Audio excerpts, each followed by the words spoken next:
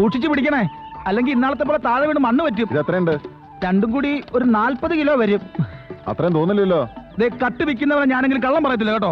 അത് കണ്ടാലേ അറിയാം. കടുവയൊക്കെ തിന്നേണ്ട ഇറച്ചിയാ നീ ചുളു വിലക്ക് വാങ്ങി ഹോട്ടലിൽ കൊണ്ട് വിൽക്കുന്നത്. അയ്യടാ.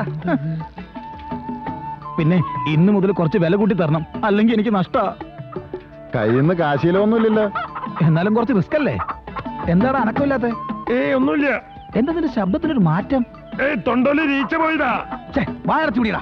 താനീ കോഴി അങ്ങോട്ട് പിടി. പെരുമ്പാമ്പി ഒഴുങ്ങായിട്ടോ കോഴിയാ. പിന്നെ എല്ലാം കൂടി മൊത്തം കാശ് ഇന്ന് തന്നെ വീട്ടിൽ കൊടുത്തേക്കണം. ഇവിടെ ഉള്ള മൃഗങ്ങളുടെ ഭക്ഷണം എടുത്ത് പുറമെ കൊടുത്ത് കാശാക്കലടാ മൃഗ തെണ്ടി. എന്റെ പൊന്നു മണിയെന്ന ഇത് ആരോടും പറയരുത്. പകരം നിനക്കും തരാം. എടാ കള്ള, നിന്നെ ഞാൻ സൂപ്രണ്ടിനെ ഏൽപ്പിക്കടാ. സാറേ നിക്കില്ല, നിങ്ങൾ ഓടണ്ട. നിൽക്കുന്നില്ല, നിങ്ങൾ ഓടണ്ട. ഞാൻ വിടുന്നോ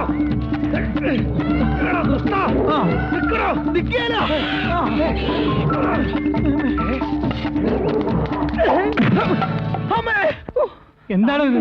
ഇവിടെ എന്താ ഒളിമ്പിക്സ് നടക്കുന്നുണ്ടോ?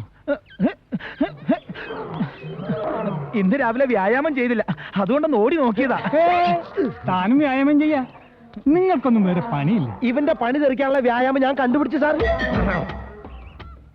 ഇവൻ കള്ളനാ സാർ, കള്ളൻ. ഞാൻ പറയും. അനീതിക്ക് അക്രമത്തിനും കൂട്ട് കണ്ണ് കിട്ടില്ല. നീ കാര്യം പറ സാർ. ഇവിടെ ഉള്ള കടുവയും പുലിയും സിംഹം തിന്നാനുള്ള ഇറച്ചി മുഴുവൻ അപ്പുറത്തെ ഹോട്ടലിലേക്ക് ഇവൻ മറച്ചു വെക്ക. തത്തയ്ക്കും കരടിക്കും കുരങ്ങനുള്ള പാലും പഴം ആരാ കഴിക്കണമെന്ന് അറിയാമോ? ഇവന്റെ ഭാര്യയും മക്കളും. ഞാനത് 3-4 ദിവസമായി കണ്ടുവരുന്നത്. ഇന്നത് കയ്യോടെ പിടിച്ചപ്പോ അവിടുന്ന് ഓടി രക്ഷപ്പെട്ടത് ഇവൻ കള്ളൻ. ഇവനെ പോലുള്ളവന്മാരെ ഇനി ഇവിടെ വെച്ചോണ്ടിരുന്ന ഈ കൂട്ടി കിടക്കണ വന്യമൃഗങ്ങളൊക്കെ വിശന്ന് പൊരിഞ്ഞ് പൂച്ചകളാവും സാർ. കള്ളമാണ് സാർ, പച്ചക്കള്ളം. കേടായ ഇറച്ചി മൃഗങ്ങൾക്ക് കൊടുത്ത വയറിന് അസുഖം പിടിക്കുമല്ലോ എന്ന് കരുതി കേടായത് മാത്രം പുറത്തുകൊണ്ട് കളഞ്ഞതാ. അത് കണ്ട് തെറ്റിദ്ധരിച്ചിരിക്കുക അയാള്. സംശയം ഉണ്ടെങ്കിൽ സാർ ആ കൂട്ടിലേക്ക് ഒന്ന് നോക്കണം. വയറ് നിറച്ച് എന്നിട്ട് മിച്ചം വെച്ചിരിക്കും സാറ് കണ്ടോ? എന്നെ ദ്രോഹിക്കാൻ ഇവൻ മനഃപൂർവ്വം ഉണ്ടാക്കുന്ന കെണിയാ ഇതൊക്കെ. എന്റെ ബുദ്ധി കൊള്ളാം.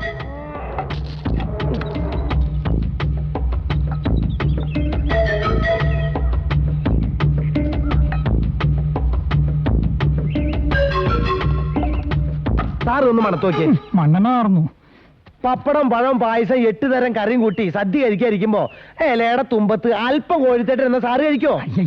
അതെവിടെ സംഭവിച്ചേ? മണ്ണെണ്ണ നാര് ഏത് മൃഗ സാറെ ഭക്ഷണം കഴിക്കാ? ഇപ്രാവശ്യത്തേക്ക് മാപ്പാക്കണം സാർ, ഇനി മേൽ ആവർത്തിക്കില്ല.